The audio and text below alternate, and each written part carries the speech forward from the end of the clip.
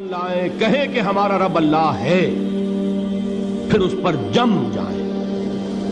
ان پر فرشتوں کا نزول ہوتا ہے، نہ کوئی غم کرو نہ خوف، خوشیاں مناؤ جنت کی جس کا تم سے وعدہ کیا گیا تھا۔ اللہ کی ربوبیت پر اطمینان جب انسان کو ہو جاتا ہے، میرا رب اللہ ہے، ربی اللہ، انسان کے لیے نہ کوئی کھٹکا، نہ کوئی خطرہ، نہ کوئی خوف، نہ کوئی حزن۔ جو کچھ ہو رہا ہے کس کے اذن سے ہو رہا ہے؟ اللہ کے اذن سے۔ اللہ کے اذن کے بغیر پتہ تک نہیں ہلتا۔ یہ کوئی اندھا بہرا مادہ نہیں ہے جس سے مجھے کوئی خوف ہو۔ اندھا بھینسا چلا آ رہا ہو اس سے تو ڈرنے کا ہر انسان کو ڈرنا چاہیے، نہ معلوم کس کو ٹکر مار دے۔ لیکن نہیں، اس کائنات کو چلانے والا ایک سمیع و بصیر خدا ہے، وہ جو میرا دوست ہے، میرا ولی ہے۔ اللہ ولی الذین آمنوا یخرجہم من الظلمات الی النور۔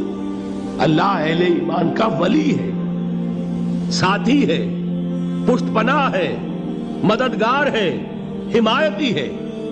بتائیے جسے یقین ہو جائے کہ اللہ میرا مددگار، اللہ میرا محافظ، اللہ میرا پشت پناہ، اللہ میرا حمایتی، اس کے لیے کوئی خوف ہوگا؟ اس سے کوئی ڈر ہوگا؟ میں مثال دیا کرتا ہوں ایک بہت سادہ پنجاب کے دیہات کی۔ تو بڑا چودھری ہے اور کوئی غریب کسان ہے۔ اس غریب کسان کے جانوروں کو ہر وقت اندیشہ ہوگا چوری کا، کوئی میری بھینس کھول کر نہ لے جائے، کوئی میرا بیل کھول کر نہ لے جائے۔ لیکن جس کے بارے میں یہ سب کو معلوم ہو کہ وہ جو بڑا چودھری ہے وہ اس کا دوست ہے، اس کی بچیا کو کوئی خوف ہوگا؟ اس کی بھینس پر کوئی ہاتھ ڈالے گا؟ اسے کوئی اندیشہ ہوگا؟ نہیں۔ کیوں؟ کہ وہ بڑا چودھری، بڑا اس کا یہاں کا سردار، جاگیردار، سب کو معلوم ہے وہ میرا دوست ہے، کوئی میرے خلاف اقدام نہیں کر سکتا۔ اس دنیا میں یہ چھوٹی سی بات اگر آپ کے دلی اطمینان اور سکون کا باعث بن سکتی ہے تو ذرا تصور کیجئے۔ میں لفظ تصور استعمال کروں گا صرف اس لیے کہ اس کا ہم جس کو کہتے ہیں ادراک اور شعور کر نہیں سکتے، اگر کے ساتھ کر سکتے۔ اگر یقین ہو کہ اللہ میرا مددگار اور یقین ہو کہ اللہ ہر آن میرے ساتھ ہے، پھر کوئی خوف؟ کس کا خوف؟ کوئی شے اللہ سے بالا تر ہے؟ کوئی قوت اس سے زیادہ طاقتور ہے؟ کوئی اس کے ارادے کو بدلنے والا ہے؟ کوئی اس کی مشیت کے آڑے آنے والا ہے؟ یہی بات ہے جو حضور نے فرمائی۔ یہ ایمان کا حاصل ہے لب لباب، کہ دیکھو اچھی طرح اس بات کو ذہن نشین کر لو، اگر تمام انسان مل کر تمہیں کوئی نقصان پہنچانا چاہے نہیں پہنچا سکتے مگر جو کچھ اللہ نے لکھ دیا ہو، اور تمام انسان مل کر تمہیں کوئی نفع پہنچانا چاہے نہیں پہنچا سکتے مگر وہ شے جو اللہ نے طے کر دی۔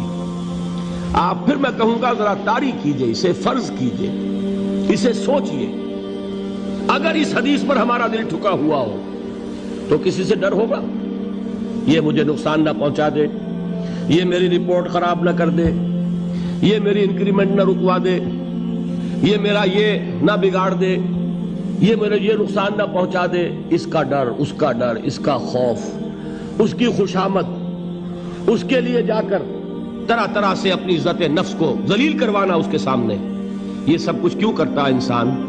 جب سمجھتا ہے کہ اس کے ہاتھ میں میرا کوئی نفع ہے، اس کے ہاتھ میں میرے لیے کوئی ضرر ہے، یہ مجھے کوئی غضب پہنچا سکتا ہے، یہ مجھے کوئی نقصان پہنچا سکتا ہے، یہ میرا کوئی کام بنا سکتا ہے، یہ میری کوئی ضرورت پوری کر سکتا ہے، اسی کا نام شرک ہے۔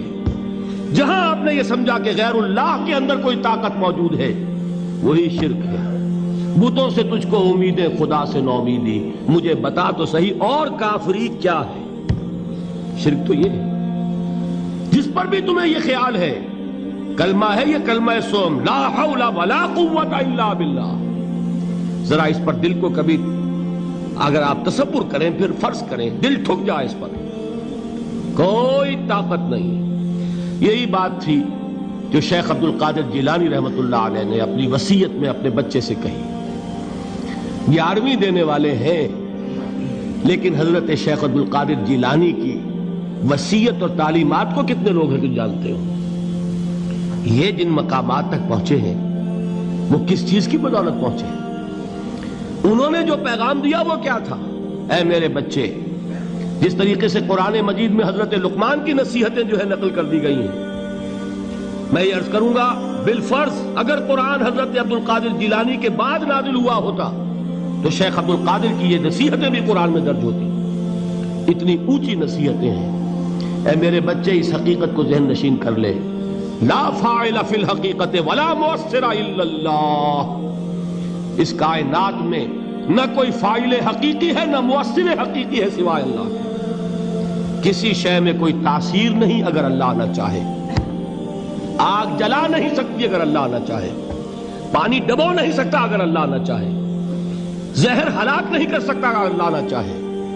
کوئی چیز فائدہ نہیں پہنچا سکتی اگر اللہ نہ چاہے. تو در در پہ کیوں سر جھکاتے ہو؟ در در پر کیوں جبیں سائی کرتے ہو؟ سب کے سامنے کیوں ہاتھ پھیلاتے ہو؟ ایک اللہ سے مانگو. ایک اللہ کے سامنے زمین پر اپنی جبین رکھو. لا فاعل فی الحقیقت ولا مؤثر الا اللہ. نظر آتا ہے ہمیں کہ پانی پیاس بجھا دیتا ہے. پیاس بجھانے کی صلاحیت پانی میں نہیں ہے، اللہ کے اذن سے. کھانا بھوک مٹا دیتا ہے، بھوک مٹانے کی صلاحیت کھانے میں نہیں ہے، اذن رب میں. دیکھیے یہی یقین تھا. حضرت موسیٰ علیہ السلام کا واقعہ یاد کیجئے.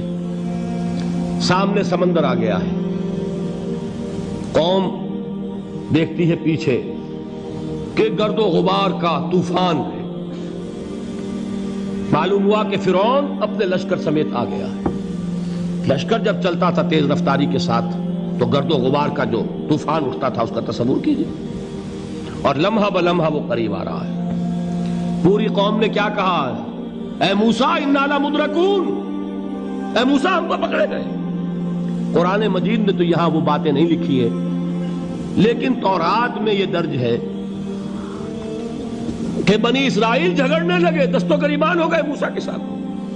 موسیٰ ہمیں یہاں مروایا لا کر، اس سے تو ہم ہی بہتر تھے. وہاں کھانے کو ملتا تھا، زندگی تو تھی، بیگار ہم کر رہے تھے، موت تو نہیں تھی. اب جو کچھ ہوگا اس کا تصور کرو، جس طریقے سے ہمارے ٹکڑے اڑائے جائیں گے. تو لڑ رہے ہیں حضرت موسیٰ علیہ السلام سے. یہ تورات کی تفصیل ہے. قرآن میں صرف اتنا آیا ہے، پریشان ہو کر انہوں نے کہا انا لمدرکون، موسیٰ ہم تو پکڑے گئے. اس وقت موسیٰ کا جواب کیا ہے؟ کلا ان معی ربی سیہدین. نہیں، میرے ساتھ میرا رب ہے، وہ راستہ دے گا. بتائیے کہاں راستہ نظر آ رہا ہے؟ یہ ہے ایمان بالغیب. راستہ نظر نہ آئے تب اللہ پر یقین ایمان ہے. جیب میں پیسے ہوں اور تب دل کو اطمینان ہے تو ایمان کس پر ہوا؟ پیسے پر، اللہ پر نہیں.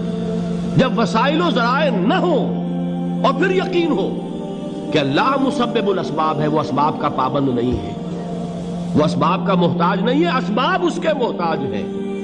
اگر یہ یقین ہے تو اللہ پر ایمان ہے.